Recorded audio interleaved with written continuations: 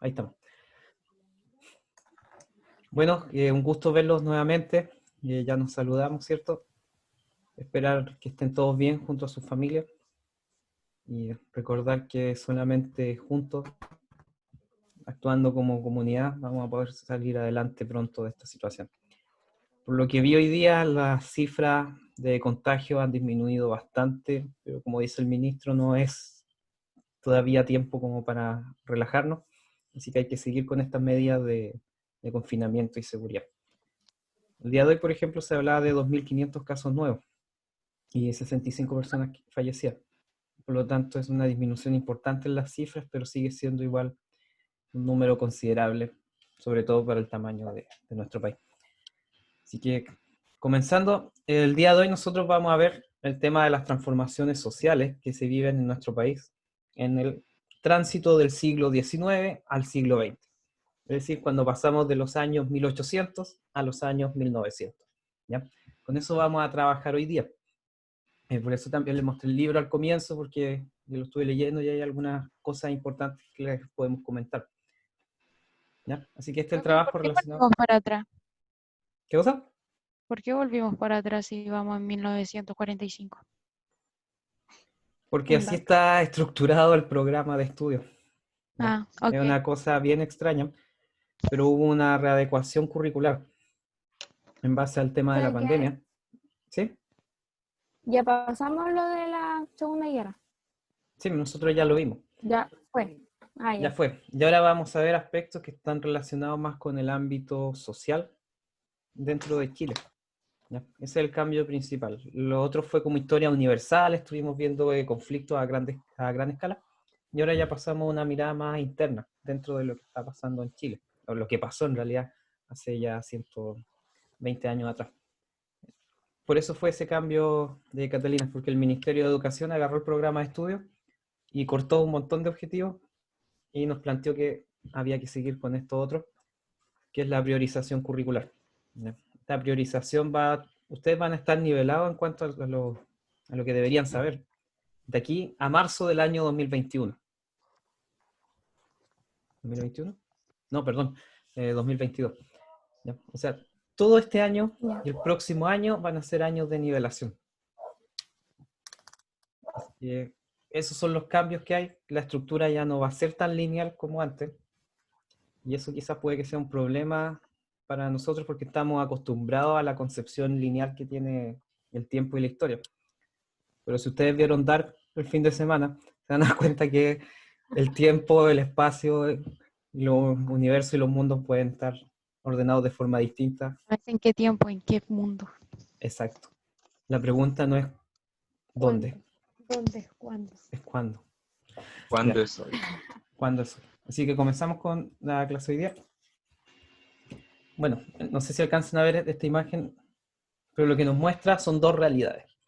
Esta época va a estar caracterizada por eso. Vamos a tener, por un lado, un sector que se va a empezar a enriquecer, socialmente hablando, en el país, y aquí van a surgir lo que se va a conocer como la élite empresarial, que hasta el día de hoy es parte fundamental en la toma de decisiones del gobierno y de las distintas instancias de la sociedad.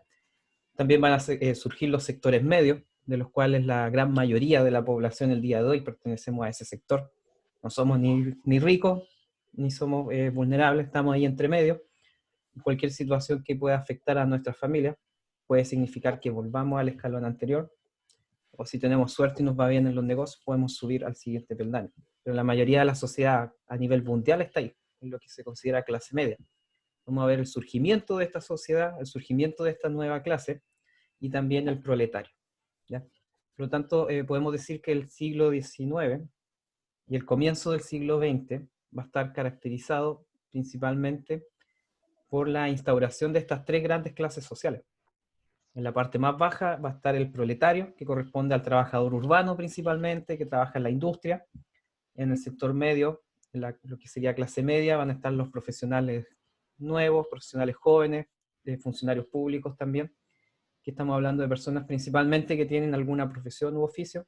Y ya en el sector alto va a estar la élite empresarial, quienes manejan las empresas y quienes manejan también las finanzas a nivel de país y a nivel internacional. ¿Ya? Esas son las tres clases sociales en las cuales va a estar marcado la sociedad chilena a comienzos del siglo XX, a comienzos del siglo pasado. El día de hoy existen una infinidad de clasificación social. Ustedes lo pueden ver sobre todo si es que en el caso de sus casas o de su familia, le han hecho la ficha de protección social. Se va catalogando de acuerdo al porcentaje de vulnerabilidad y de ahí se entregan ciertos beneficios sociales o ayudas del Estado. También hay otra ayuda enfocada en la clase media y ahí van a ser distintas, ¿ya? Por ejemplo, alguien de un sector vulnerable que quiera tener una vivienda por primera vez, el Estado puede que le entregue la vivienda solamente pidiéndole un pequeño ahorro, que normalmente son 10 UF, de 10 a 80 UF. En el caso de alguien de clase media, el Estado no le va a entregar la vivienda, pero sí le va a entregar un subsidio que le va a ayudar a financiar la compra de la vivienda, ¿ya? Y así ya en un sector más alto no recibe ninguna ayuda del Estado. Y de esa forma se va complementando y se va ayudando al progreso de la ciudadanía, ¿ya? Por ejemplo, cuando yo compré mi casa, el Estado me dio un subsidio. Yo no catalogaba para que me entregaran una casa, pero sí me entregaron un pequeño subsidio que me ayudó a pagar el pie de la casa. Pero el resto de la casa tengo que pagarla con un crédito hipotecario. Y esas ayudas se van a ir distribuyendo de acuerdo al sector, a los ingresos que tenga la persona, sector socioeconómico. Y todo esto va a empezar hace 100 años atrás con estas tres clases sociales. Proletario, el trabajador industrial, en el medio los trabajadores profesionales, funcionarios públicos, y arriba ya los dueños de empresas, las personas ya que manejan enormes cantidades de dinero impensadas para nosotros. En el caso de nuestro país, los dos cuadros que ustedes están viendo acá adelante corresponden a publicidad de alrededor del año 1910 a 1930, que estaba en el caso del afiche del lado izquierdo, es publicidad chilena, que se colocaba en las calles de Turquía, y en el caso de la imagen del lado derecho, son mosaicos de publicidad que estaban instalados en las calles de España y también en las calles de Francia. De hecho, la otra vez pillé uno de estos dando una vuelta en Google Street View. El día de hoy ya ni me acuerdo dónde está, pero era el mismo cuadro que está a la derecha, que hasta el día de hoy se conserva porque es considerado como patrimonio de la ciudad española en la cual está. Por lo tanto, antes de que nos llegaran las teleseries turcas, nosotros les enviábamos salitre a Turquía para que ellos pudiesen lograr una mayor producción agrícola, ¿ya? Acuérdense que el salitre se utiliza como fertilizante. Eso permite que las plantas crezcan de manera más rápida y lo que va acortando los ciclos de producción. Y en esta época, a comienzos del siglo XX, Chile era el principal productor mundial de salitre. Al igual que el día de hoy, somos como país el principal productor de cobre. Por lo tanto, la estructura económica del país, si bien ha variado, a grandes rasgos seguimos siendo un país que exporta un solo recurso natural, lamentablemente. ¿Y de dónde va a salir toda esta riqueza de Chile? La zona norte originalmente no pertenecía a nuestro territorio. La vamos a anexar al territorio chileno a través de la Guerra del Pacífico, que es lo que vamos a ver ahora a continuación. También el tema, sobre todo acá en la zona de Lota, de las minas de carbón, que fueron un punto importante del desarrollo industrial del país. Si ustedes han tenido la oportunidad de ir al Chiflón del Diablo o recorrer el parque de Lota, es una muestra de toda la riqueza que hubo en la época. Lota era una ciudad que se encargaba, ¿cierto?, de la producción del carbón y se movía a lo largo y ancho de Chile e incluso se exportaba al extranjero. Y eso generaba grandes ingresos a la familia Cousiño, quienes construyeron hospitales, escuelas, casas. Si ustedes van a Lota, cuando ya podamos volver a salir, se van a dar cuenta de toda la influencia que tuvo la industria minera en el desarrollo de la ciudad. Y también en la zona, en el tema industrial de la zona de Concepción Talcahuano. Y por último, el auge comercial. Todos estos productos que está exportando nuestro país nos van a ir convirtiendo en uno de las principales potencias comerciales en cuanto al movimiento de recursos de un lugar a otro.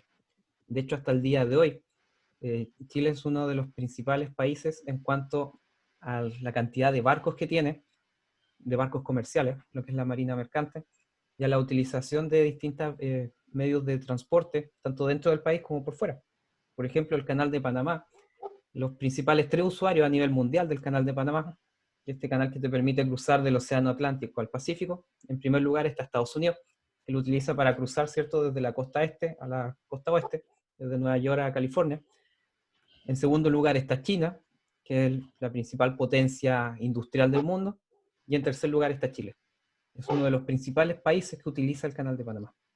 Y eso es a raíz de la inmensa cantidad de compañías navieras que están registradas en nuestro país y que se encargan de mover mercadería en toda la zona del Asia-Pacífico. Así que esos son los 3 puntos principales que nos van a permitir ir entendiendo la estructura económica que va a tener nuestro país hasta el día de hoy. En el caso de la Guerra del Pacífico, esto creo que esto no lo habíamos visto en ningún momento. El tema de la Guerra del Pacífico surge todo a raíz de un tratado que se fija entre Chile y Bolivia en el año 1874, en el cual se establece que el paralelo, más adelante les voy a mostrar el mapa, 24 era el límite entre los países, y se establecía que durante 25 años Bolivia no podía aumentar los impuestos que Chile les pagaba por exportar minerales. ¿Qué es lo que pasa? En esta época, la mayoría de las salitreras que estaban en territorio boliviano eran empresas chilenas. Y como eran empresas chilenas, si el Estado boliviano amenazaba con subir los impuestos, el Estado chileno iba a intervenir y iba a evitar de esa alza de impuestos. Es como lo que pasa el día de hoy, por ejemplo, con Estados Unidos. Si hay una empresa estadounidense que está instalada, por ejemplo, en Argentina, y el gobierno argentino amenaza con expropiarla, el gobierno de Estados Unidos va a intervenir y va a buscar evitar la expropiación de esa empresa. Porque una empresa que es de Chile, por ejemplo, y que está en otro país, genera riqueza a nuestro país. Y por lo tanto, es deber del Estado proteger a estas empresas y que las leyes se cumplan. Por eso es que hace un tiempo atrás se hablaba del tema de que el Estado de Chile ayudara a financiar el funcionamiento de la TAM, que es la principal aerolínea de Latinoamérica y que además es una empresa de origen chileno. Y si se protege esta empresa y su funcionamiento, se protegen los miles de empleos que esa empresa genera. Por eso es importante la protección de las grandes empresas. Es lo mismo que si ustedes piensan en el caso de Laja con CMPC. Si el día de mañana cierra CMPC en Laja, probablemente Laja va a terminar, entre comillas, cerrando. Miles de personas se irían de la ciudad, porque la principal fuente de empleo ya no existiría, y gran parte de las empresas, de las maestranzas chicas que existen, le prestan servicio a CMPC o otras empresas que están relacionadas con el rubro de la celulosa industrial o el rubro forestal. Los servicios también están relacionados con el funcionamiento de la planta. Por eso es que el Estado protege muchas veces antes a las empresas que a las personas. Por lo tanto, existía un tratado de límites que se había fijado entre Chile y Bolivia en el año 74. ¿Qué es lo que establecía este tratado? Ahí ustedes pueden ver el mapa. La línea que está abajo corresponde al paralelo 25, la línea que está arriba al 23. Todo lo que estaba entre el paralelo 23 y 25, todas las empresas chilenas que ahí estaban, tenían este acuerdo de que no se le iba a subir los impuestos durante 25 años. ¿Ya? ¿Y qué es lo que va a pasar? Esto fue firmado en el año 1874, y en el año 1879, Bolivia amenaza con que va a subir los impuestos. Y si las empresas chilenas no quieren pagar el nuevo impuesto, el Estado boliviano se va a apropiar de las empresas y se las va a expropiar a las empresas chilenas. Es decir, el Estado de Bolivia va a tomar esas salitreras, va a expulsar a los chilenos que allá habían y las va a tomar como empresas bolivianas, y todos los ingresos que generen van a ir para el Estado de Bolivia. Y estamos hablando que era muchísimo dinero el que se movía ahí. Y también dentro de estas empresas habían capitales ingleses. Nuestro país en la época era un socio comercial importante de Inglaterra. Por eso es que Chile también va a recibir el apoyo económico de Inglaterra para llevar a cabo la guerra. También el apoyo en armamento. Gran parte del armamento que se va a utilizar en la Guerra del Pacífico provenía de Inglaterra. Nuestro país lo compró a través de créditos que el Estado inglés le otorgó a Chile y que tuvo que pagar durante muchísimo tiempo. Por lo tanto, el origen del conflicto es este. Bolivia se comprometió el año 1874 a no subir los impuestos durante 25 años, y 5 años después los sube. Las empresas chilenas reclamaron de que esto era totalmente ilegal, porque Bolivia estaba vulnerando un acuerdo internacional que había firmado con nuestro país. Y eso llevó a que Bolivia ordenara la expropiación de las empresas. se iba a realizar el día 14 de febrero de 1879 la expropiación de las salitreras chilenas que estaban en territorio boliviano. ¿Y cómo reaccionó el ejército y el Estado de Chile? Ese mismo día desembarcaron miles de tropas chilenas en el puerto de Antofagasta. También la Escuadra Nacional, es decir, los navíos de la Armada se movieron hacia Antofagasta y se tomó el puerto y se tomó la ciudad. Y con eso se evitó el remate de las empresas. Obviamente nadie la iba a poder rematar si estaba ahí instalado el grueso del ejército chileno. Y ahí comenzó la Guerra del Pacífico. ¿Ya? Es decir, si no hubiese ocurrido esta alza de impuestos, probablemente el día de hoy el norte de Chile seguiría siendo boliviano o peruano. Y como estas zonas tenían una riqueza salitrera importante, toda la zona de Taltal hacia Arica, también una riqueza mineral, nuestro país aprovechó esta instancia para apoderarse de sus territorios. Y además gran parte de la población que vivía en Antofagasta y en Tocopilla era chilena. No había muchos bolivianos viviendo en la zona costera de la zona de Antofagasta y Tocopilla. Por lo tanto, no existía una presencia marcada del Estado boliviano tampoco. Si bien el Estado boliviano administraba estos territorios, la mayoría de la población era chilena. Por lo tanto, era bastante difuso el tema de quién era realmente a quién le pertenecía a estos lugares. Por tratado internacional era Bolivia, pero la ocupación efectiva del territorio estaba siendo llevada a cabo por ciudadanos chilenos y por empresas chilenas. Y aquí hay una fotografía de ese día. Ahí están las tropas ya una vez que desembarcaron y están prontas a entrar a la ciudad de Antofagasta. Ese era Chile en el año 1775, 100 años antes de la guerra. Ustedes se fijan, vamos a perder territorio en la Patagonia, de hecho vamos a perder todo el territorio que el día de hoy pertenece a Argentina, pero vamos a ganar territorio en la zona norte, que es donde está la principal fuente de ingresos de nuestro país. Aquí está lo mismo que yo se lo había dicho, pero esto lo dejé acá para que cuando después suba la presentación puedan leerlo. ¿Cuáles son las consecuencias? Son en 3 puntos principalmente, ¿ya? Las consecuencias de la Guerra del Pacífico. Chile se va a establecer como una de las principales potencias militares de Latinoamérica y en el ámbito naval. Después de la Guerra del Pacífico, incluso tenía un poderío naval superior al de Estados Unidos. Y de hecho nuestro país, como se encargaba del comercio en la zona del Pacífico, incluso hubo un tiempo en el cual las monedas chilenas, que era el cóndor, unas monedas que tenían unos cóndores y decía ahí un peso, se utilizaba como se utiliza el dólar el día de hoy en toda la zona del Pacífico. Era la moneda para los intercambios comerciales, ya que todo el intercambio comercial de la zona del Pacífico y con Asia se producía en Valparaíso. Era el puerto de entrada al Océano Pacífico y también era el puente para llegar a Europa. Por lo tanto, tenía una importancia estratégica fundamental. Y ahora que nuestro país tenía el mayor poderío de la región, también va a poder imponerse económicamente. El puerto del Callao, que era su principal amenaza, ya va a estar totalmente eliminada. De hecho, Chile va a ocupar Lima durante aproximadamente 4 años, en los cuales va a estar nuestro ejército instalado en Lima, administrando la ciudad, administrando el país, incluso de Perú. En el ámbito económico van a aumentar las exportaciones de salitre, ahora ya que éramos como país dueños de prácticamente todo el salitre que se producía en el planeta, y eso va a generar mucho dinero a nuestro país. De hecho, el puente ferroviario que está en Laja se construye a raíz del dinero que ingresa por la industria del salitre. Después de que se acaba la guerra, la cantidad de dinero que va a llegar al país fue tanta que se buscó una forma de hacer que este dinero perdurara a lo largo del tiempo. Y la forma en que se puede lograr esto es a través de obras públicas. Es lo mismo que si ustedes miran Dubái el día de hoy. ¿Por qué Dubái construye tantos rascacielos, parques temáticos, piscinas gigantes, centros comerciales? Porque ellos saben... Porque la plata lo permite. Porque la plata lo permite, ¿cierto? Y ellos saben que el petróleo se va a acabar en un futuro. Y antes de que se acabe el petróleo, transformemos ese dinero en algo que vaya a perdurar a lo largo del tiempo.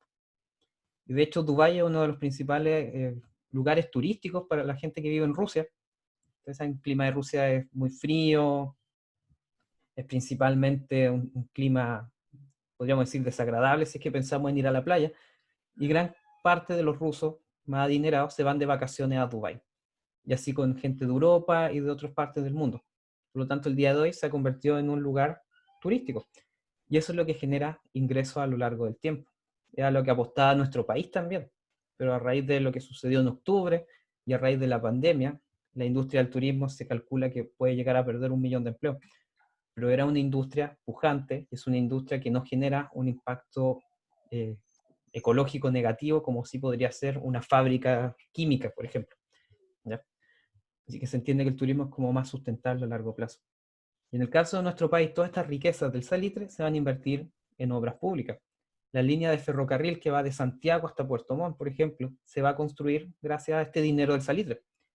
El puente que cruza ahí en la zona de Coyipulli, por ejemplo, el viaducto Mayeco, si ustedes han viajado a Temuco, a esa zona, cuando pasan por la carretera pueden ver este gran viaducto que está ahí al lado.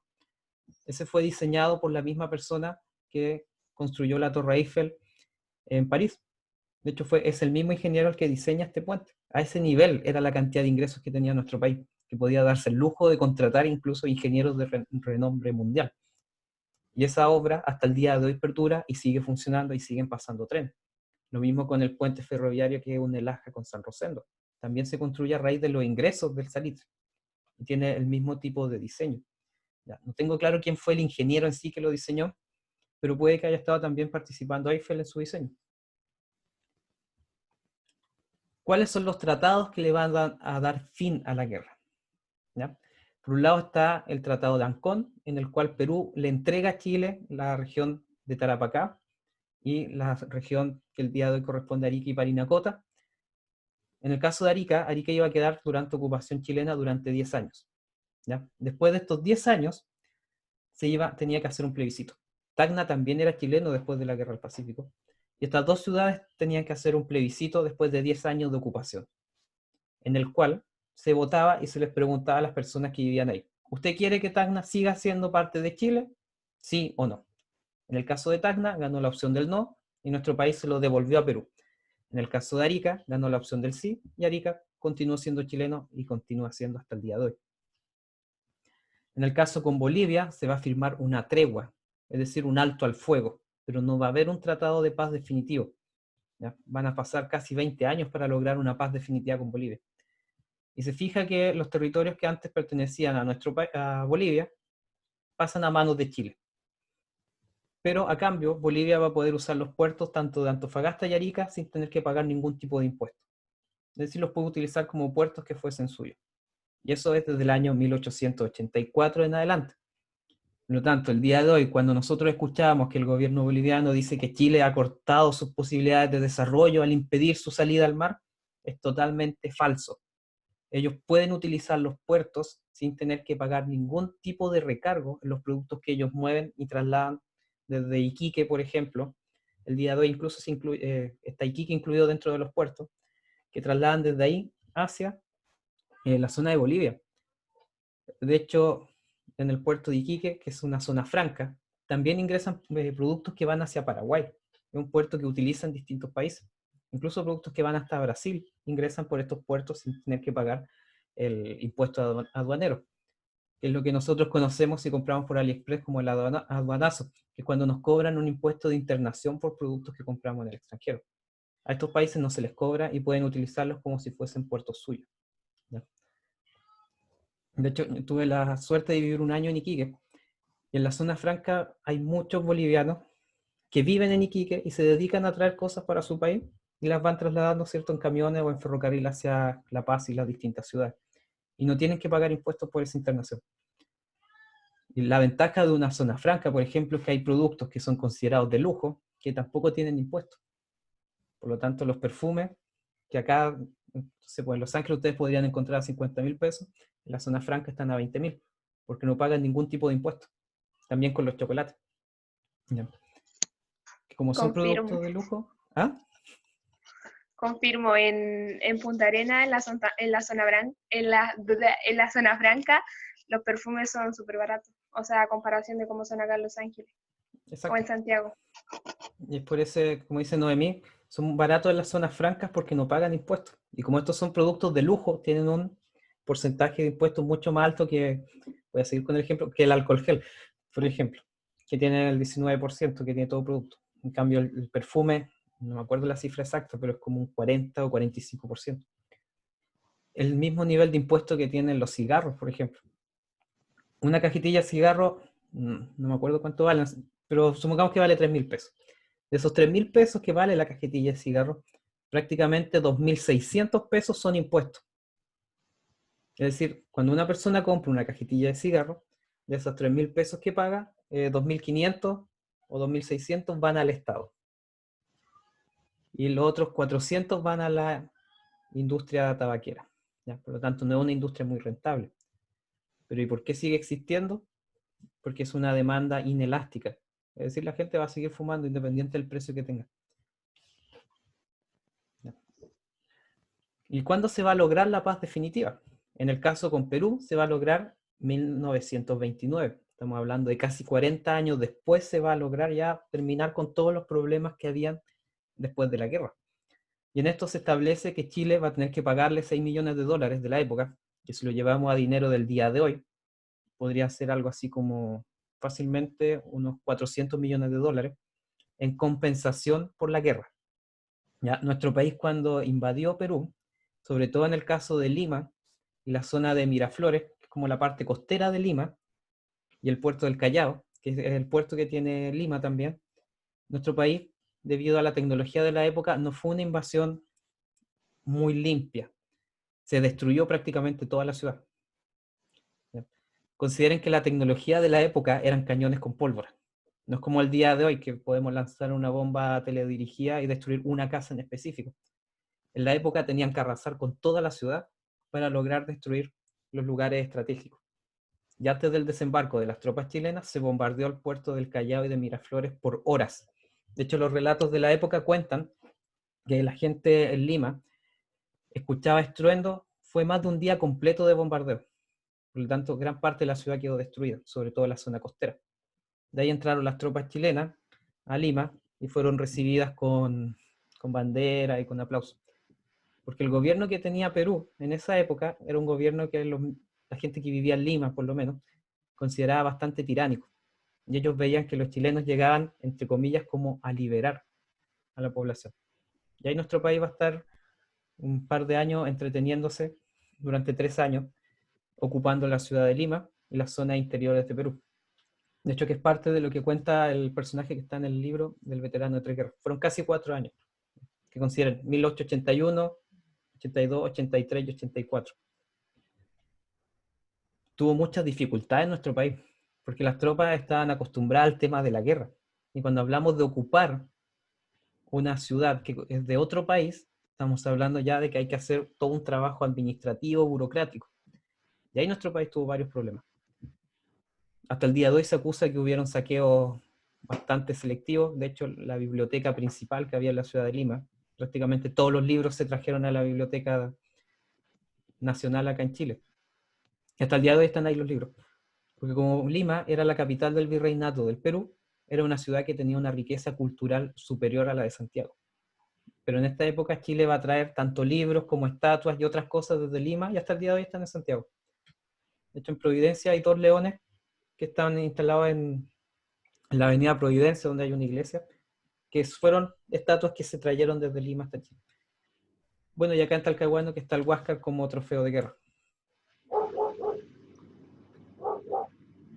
Entonces nuestro país tiene que pagar una compensación que en parte es para que Perú pueda reconstruir la ciudad que nosotros mismos les destruimos. Y también se establece la línea de la Concordia, que es la frontera entre Perú y Chile, que está entre Arica y Tacna. Y esta línea se establece que va a estar trazada a 10 kilómetros hacia el sur, no, hacia el norte, perdón, del ferrocarril que iba de Arica a La Paz. Es decir, había una línea de ferrocarril que conecta hasta el día de hoy Arica con La Paz, y se establece que esta línea de la Concordia tenía que estar exactamente 10 kilómetros hacia el norte de esta línea.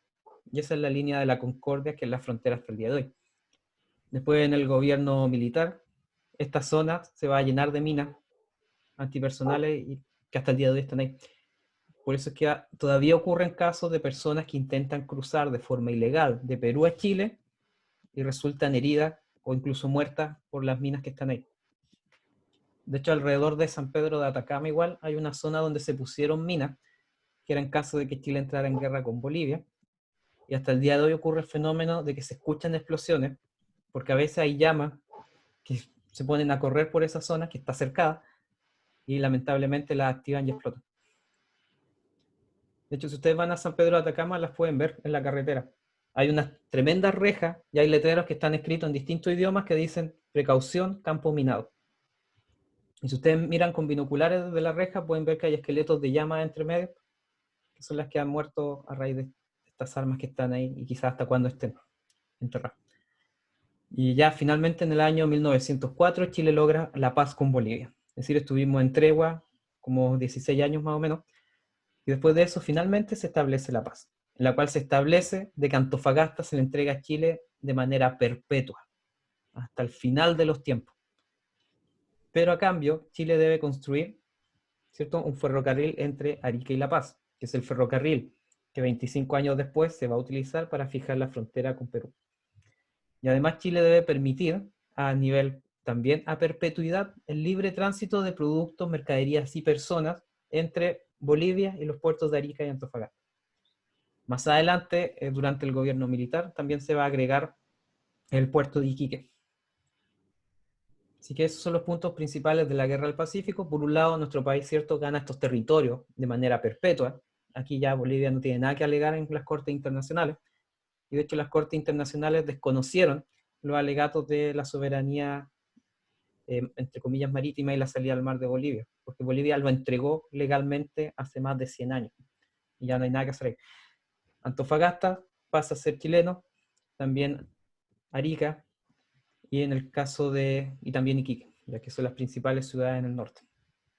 Cuando uno ve estas ciudades en el mapa, piensa que están cerca y prácticamente una al lado de la otra, pero para ir, por ejemplo, de Antofagasta a Iquique, son casi 6-7 horas de viaje.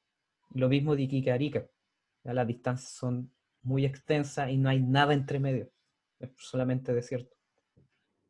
Entre Arica entre Iquique y Antofagasta está la ciudad de Tocopilla, que está como al medio de las dos. No sé si alguien ha ido alguna vez. Mami, por casualidad, ¿viste el cargador de mi compu? Pero Tocopilla, espero que nadie de Tocopilla esté escuchando esto, es una de las ciudades más feas que he visto en mi vida. Es una ciudad que está hecha entre medio de unos cerros donde no hay ni una sola gota de vegetación. Hay dos Nací ahí. eléctricas. ¿De verdad? Sí. Sánchez, no pruebes. ¿Pero cómo era la ciudad? Mentira. Ah, ya. Mentira. Bueno, ¿por qué creen que se fue Alexis Sánchez de ahí? Sí, la verdad es que sí. Es que, por ejemplo, muestran fotos y es todo desierto y qué fome. Sí. No, es bastante deprimente. Hacía mucho calor. De hecho, cuando yo me fui a vivir a Iquique, que fue un año, por temas de trabajo, mi mamá la trasladaron para allá. Yo ella se fue un mes antes, yo me fui un mes después con mi gato, no los que están acá, eran más chicos. Y tomé el avión acá en Conce, con lluvia. Yo iba con casacas, con frío. Hice el cambio en Santiago, después tomé el avión en Iquique, y cuando salí del aeropuerto en Iquique, me dieron ganas de volverme al tiro a Conce. Porque lo primero que vi fue un cerro totalmente pelado, desierto para todos lados, ni un solo árbol alrededor. Es un poco deprimente el paisaje. Es verdad, bro. Oh. Se le quemó el compu allá. Hay personas a las que les gusta el norte y de hecho tiene su encanto, pero no es como país a vivir. No, por ejemplo, acá me gusta. Tiene algo que no lo hace tan feo. No, Laja uno tiene la ventaja que si mira un poquito más, quizás al frente de su casa o si sale a la calle, puede ver árboles, ríos, agua, La laguna. la laguna, antes que la destruyan. Entonces, el entorno natural es como más amigable y eso igual afecta en el tema anímico que uno tiene. Por ejemplo, la gente que vive en Punta Arenas, por el clima, la falta de sol, tiende a desarrollar distintos tipos de depresión. Ya, porque el sol influye mucho en, ¿cómo se llama? La depresión endógena, que es la depresión que te causa el mismo cuerpo. Y por eso es importante estar en un entorno que sea agradable para uno. ¿Ya? Así que veo que hay varios que tienen un fondo que es algún No, ya no tanto, pero el otro día habían personas en la playa, entonces es bueno que vayan variando su ambiente y que estén en lugares que sean más cómodos. A mí me pasa a veces que cuando estoy jugando GTA y está lloviendo en el juego me empieza a dar frío, y que siento que estoy como dentro del... Es una tontera, pero eso pasa cuando uno se concentra mucho en algo. Ya, lo que le contaba, que hay fotografías de la ocupación chilena de Lima. La imagen que está a la derecha abajo son las tropas que van caminando por una de las calles principales. La imagen que está arriba es la bandera de nuestro país que estuvo puesta en el Palacio de Gobierno peruano durante casi 4 años. Y al lado izquierdo son las tropas que son recibidas por los comerciantes, que en gran parte eran comerciantes extranjeros. Sobre todo a ellos les preocupaba el tema de la ocupación chilena, ¿ya? Porque normalmente un ejército cuando invade tiende a saquear. Cuando los rusos llegaron a Berlín en el año 45, hay una imagen en la que aparece un soldado ruso, que yo creo que todos la han visto, que está con la bandera de la Unión Soviética sobre el Reichstag, que es el Parlamento alemán. Esa fotografía, la que todos hemos visto, está arreglada. La fotografía original mostraba el brazo del soldado soviético como con 10 relojes distintos. Y eso es porque a medida que iban entrando a la ciudad, iban saqueando las casas, iban matando personas, iban robando lo que ellos tenían. Y en esa época una de las cosas que tenía mayor valor y que era más fácil de vender después eran los relojes. Así que hay muchas imágenes que están arregladas para no mostrar la realidad de los soldados soviéticos y mostrarlos como los héroes. Pero en realidad gran parte de los ejércitos no se les pagaba y ellos obtenían su ingreso a través del saqueo. Ahora vamos a ver el surgimiento de una nueva clase social, que es la oligarquía, ¿cierto? Que son estos nuevos ricos que se empezaron a enriquecer a través de la industria, se van a ir mezclando con la aristocracia terrateniente tradicional. Cuando hablamos de terrateniente, quiere decir que eran las personas que eran dueños de los campos, de las haciendas. Nuestro país durante el siglo XIX va a tener una estructura social que está muy ligada al tema del campo.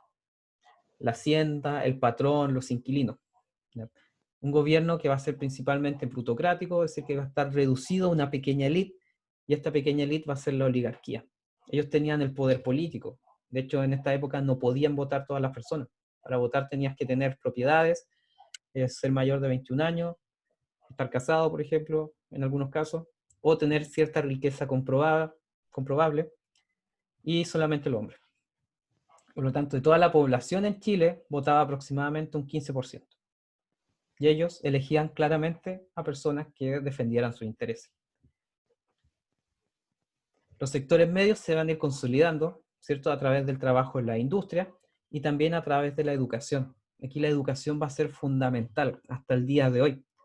Una de las principales formas en las cuales ustedes, yo y todas las personas en Chile podemos mejorar nuestra condición económica y nuestra condición social es estudiando.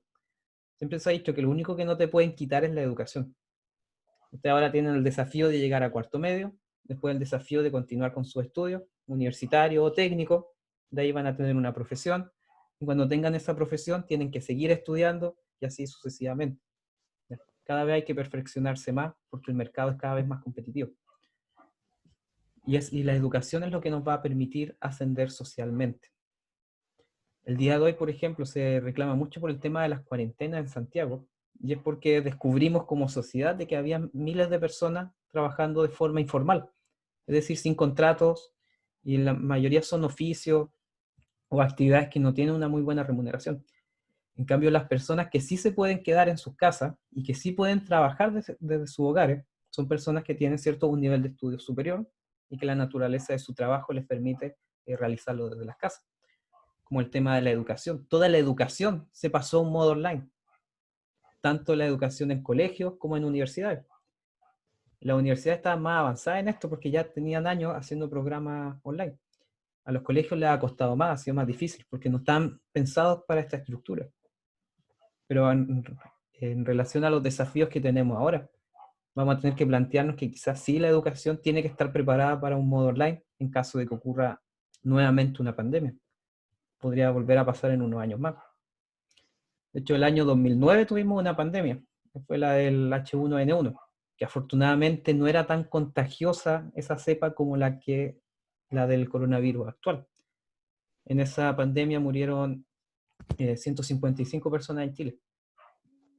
Una cifra muy baja en comparación al daño que ha hecho la pandemia actual. Y por eso es importante el tema de la educación, nos permite a nosotros ascender socialmente. ¿Ya? De hecho, se calcula que en nuestro país, dentro de los países de la OCDE, que es este grupo de países desarrollados y que aspiran a hacerlo, somos el país que tiene mayor movilidad social. Es decir, si una persona nace en una situación vulnerable, las probabilidades de que esa persona logre subir y estar en una condición de clase media alta, una condición estable, son bastante altas. Porque están las oportunidades, a veces no le llegan a todo el mundo, lamentablemente. Pero existe la posibilidad de que una persona sí lo haga. En cambio, en la India, si ustedes, que se basa en un sistema de casta, si ustedes nacen siendo campesinos, probablemente mueran siendo campesinos. Porque el sistema de educación está segregado, las oportunidades que hay no son para todos, y es muy difícil que uno pueda ascender. En cambio, en nuestra sociedad actual, es muy probable que uno sí pueda salir adelante si aprovecha las distintas oportunidades que se le van entregando en el camino. Así que hablamos aquí de 2 puntos para ir surgiendo como en el ámbito social, para subir, habían 2 alternativas. Trabajar en las industrias, por ejemplo, y vamos a tener a los proletarios, y la otra alternativa era mediante la educación. ¿Ya? Si yo voy adquiriendo conocimiento específico sobre mi oficio, sobre una profesión, me va a permitir mejorar mi condición económica. En los sectores populares van a haber grandes cambios. Por ejemplo, la gente del campo va a empezar a migrar a la ciudad. La ciudad ofrecía más oportunidades. Es como el día de hoy. Cuando ustedes salgan de cuarto medio, lamentablemente no existe la Universidad de Laja. Sí o sí van a tener que irse a otra ciudad si es que quieren continuar con sus estudios, aunque sea Los Ángeles. ¿Ya?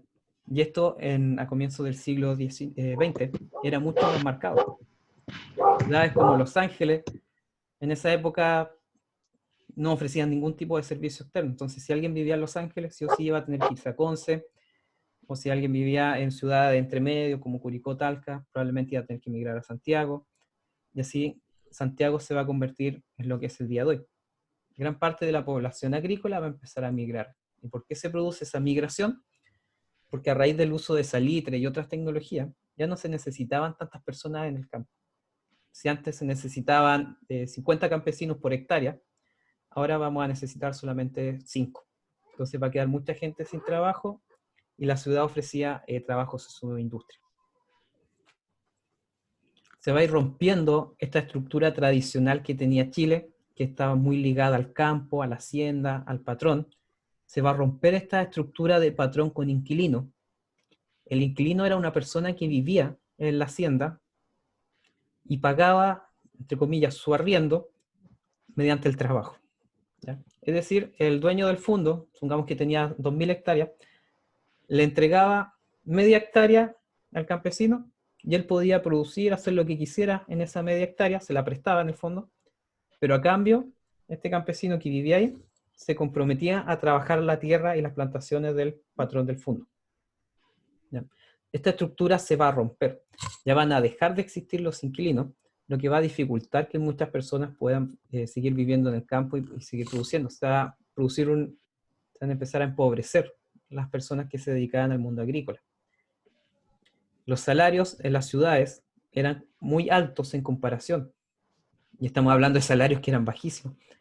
La industria te ofrecía un sueldo estable, pero bajo. En cambio, el campo, podían haber tiempos, como ustedes ven el día de hoy, los temporeros trabajan solamente en un par de meses.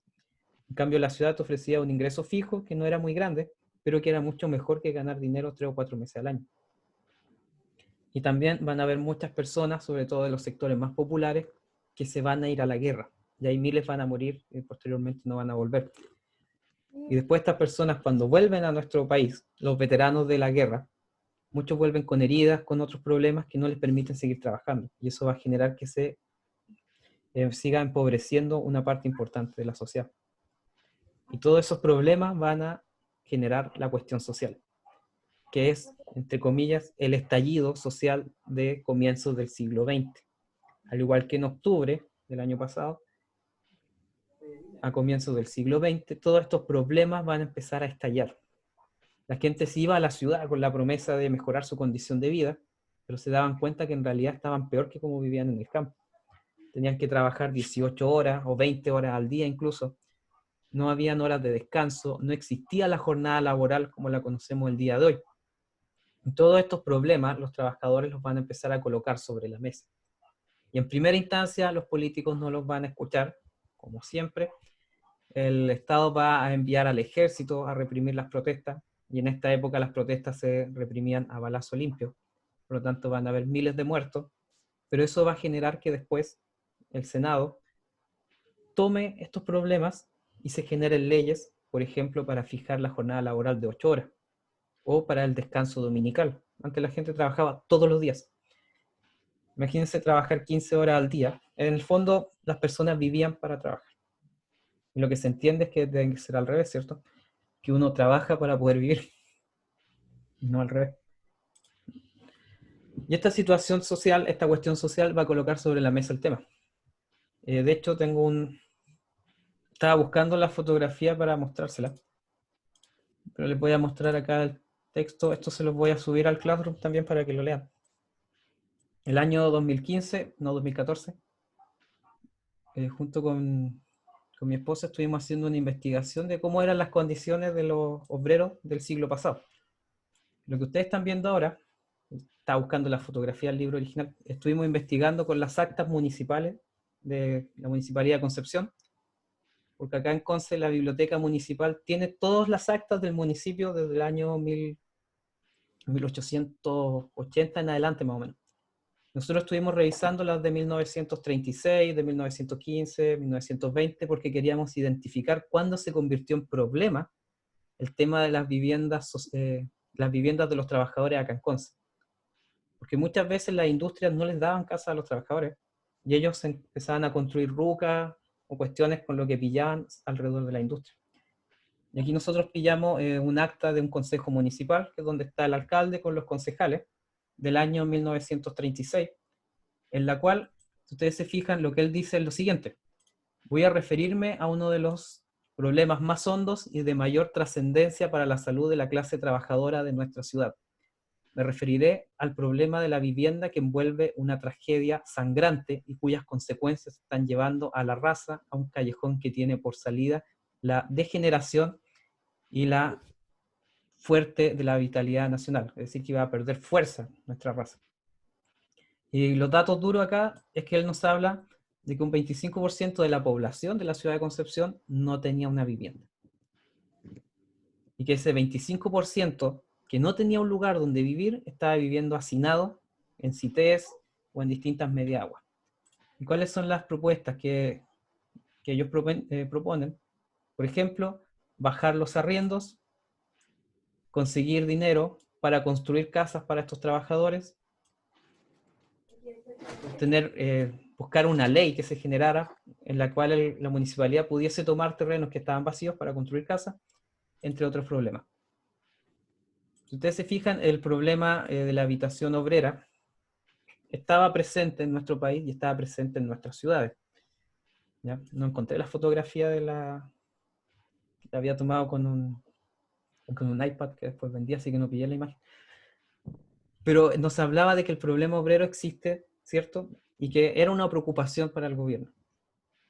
No se hacía mucho, pero estaba la preocupación y estaba ahí el problema. De hecho, en otra acta se habla de que estos lugares de hacinamiento eran lugares de prostitución, de enfermedades, y que atentaban en contra de la salud pública. Quería mostrarles eso como evidencia de que todo esto que pasó fue real. Bueno, hace un año atrás una alumna me preguntó cómo sabíamos que la historia era real. Yo le decía que en el fondo es en base a la evidencia que nosotros tenemos, a la evidencia que encontramos. ¿Cómo podemos saber que evolucionamos de acuerdo a la teoría de la evolución, que evolucionamos del mono? Por los restos arqueológicos, por ejemplo. ¿Cómo podemos saber que realmente ocurrió la guerra del Pacífico? Por los relatos históricos, las bitácoras, los restos arqueológicos. ¿Cómo sabemos que los españoles estuvieron acá presentes en nuestra zona? También por los relatos, por los diarios que quedaron. En el fondo es evidencia de que pasaron las cosas. ¿Ya? Hace unos meses atrás, acá cerca de de coroneles estaban construyendo unas casas, y cuando hicieron un hoyo en la tierra, encontraron unas armaduras de soldados españoles. Entonces eso nos demuestra que efectivamente hubo presencia española en este territorio, por ejemplo. Entonces las migraciones se van a ir produciendo a fines del siglo XIX y comienzo del siglo XX, del campo hacia las ciudades o hacia las industrias salitreras principalmente. ¿Cuáles eran las condiciones que tenía esta vivienda obrera?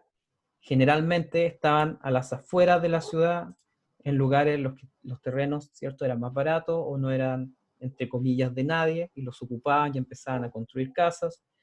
No había ninguna planificación en su construcción, eran como campamentos actuales que se iban haciendo. No había planificación previa, es decir, se llegaban y se construían, no había alcantarillado como lo conocemos el día de hoy, las aguas servidas de esas casas quedaban ahí encima nomás, la basura queda a su alrededor también, lo que va a ir generando enfermedades. Si yo tiro mi basura en el patio, probablemente mi patio se va a llenar de ratones. Así que no me debería extrañar de que surjan enfermedades si yo voy juntando mi basura afuera. Hace un tiempo atrás, por ejemplo, una vecina sacó su alfombra y la dejó botada en el patio. Y un día la fue a mover y salieron como 50 ratones de entre medio que habían hecho un nido en la alfombra. Si yo dejo basura en un lugar, va a servir para que distintas especies empiecen a vivir ahí. Yo en esa época tenía de mascota una serpiente en el patio que se comía a los ratones, así que no había ninguno. Por lo tanto, estas enfermedades van a ir causando ciertos problemas en la salud, van a reducir la esperanza de vida también de la población, y en el fondo se va a convertir en un problema de salud pública, ya como lo es el día de hoy la pandemia. En esta época era la tuberculosis, por ejemplo.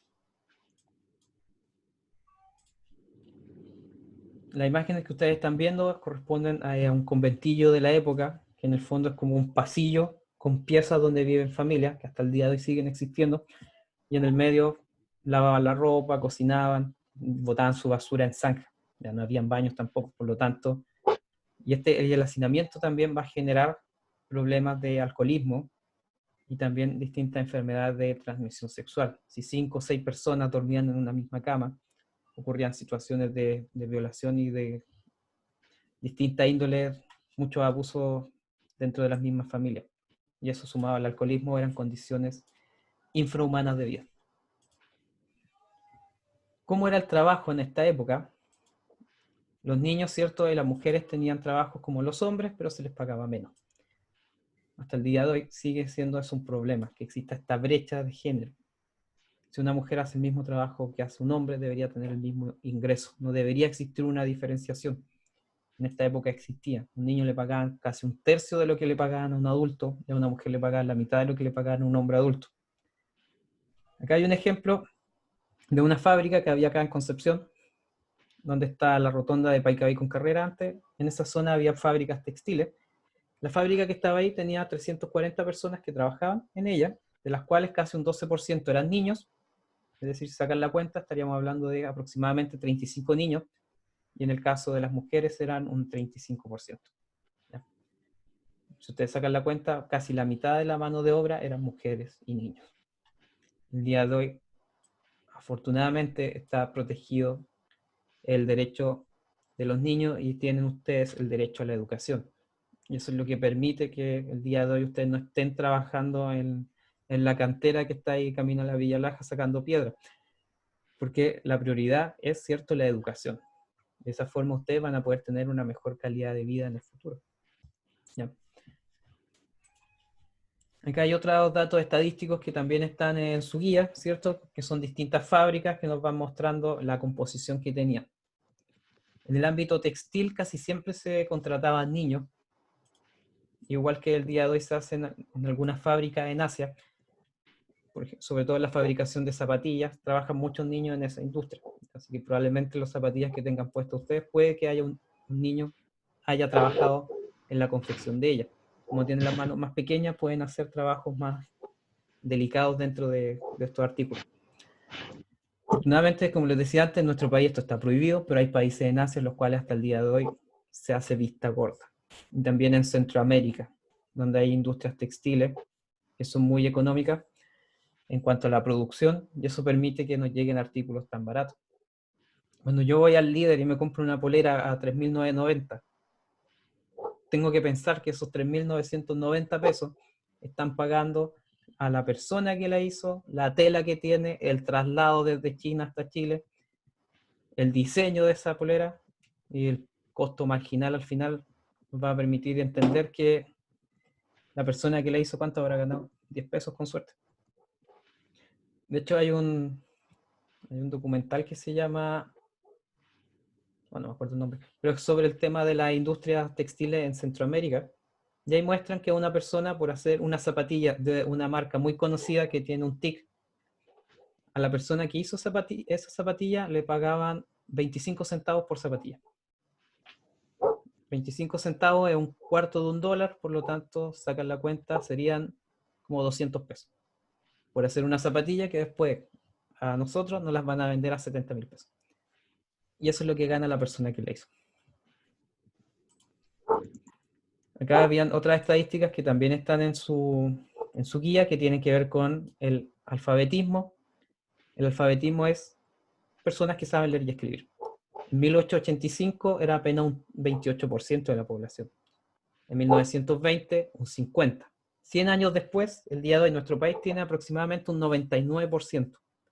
Existen casos todavía de personas que no saben leer ni escribir, sobre todo en las zonas más apartadas, en las zonas rurales, en la precordillera, también dentro de las ciudades, pero son muy pocas personas en cuanto a los 18 millones de habitantes que somos. Estamos hablando de casi un 1%, lo cual igual es una cifra considerable, pero es muchísimo mejor que hace 100 años atrás. La mortalidad infantil, si ustedes se fijan, en el año 1900, de cada 1.000 niños que nacían, 342 fallecían antes de que cumplieran un año. El año 97, esta cifra estaba en 10, el día de hoy es aproximadamente 3. Es decir, el día de hoy, de cada 1.000 niños que nacen, 3 fallecen antes de que cumplan un año de edad. Pero hace 120 años atrás eran 342. Y eso nos habla de las condiciones de salubridad y las condiciones higiénicas que tenían los lugares en los que habitaban las familias. Y si ustedes se fijan en el último cuadro que está acá a la derecha, nos muestra el tema de los conventillos que habían en Santiago. Hace 110 años atrás, aproximadamente 75.000 personas vivían en ellos. Y en esa época en Santiago vivían 430.000. Hacia el ojo estamos hablando de que casi un cuarto de la población de Santiago vivía en conventillos, ¿ya? Que el día de hoy lo podemos llevar a los CITES. Bueno, esos eran los temas de la clase del día de hoy.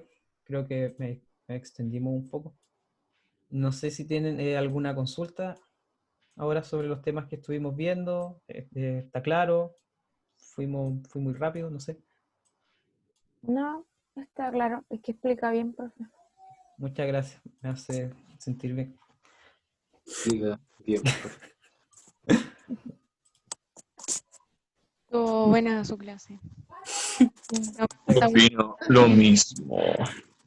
no me gusta el Pacífico. ¿Le gustó el Pacífico? Sí. No, no me gusta. ¿No? No me interesaba más el tema anterior, pero bueno, son cosas de la vida, nada que hacerle. Sí. No, sí. Pero esto es lo que van a trabajar ahora en la guía. Eso es lo que tenemos que ir reforzando. El tema del Pacífico. No, pero es bueno tener el mar cerca. ¿A usted le gusta el mar o no? No, Sí. ¿No?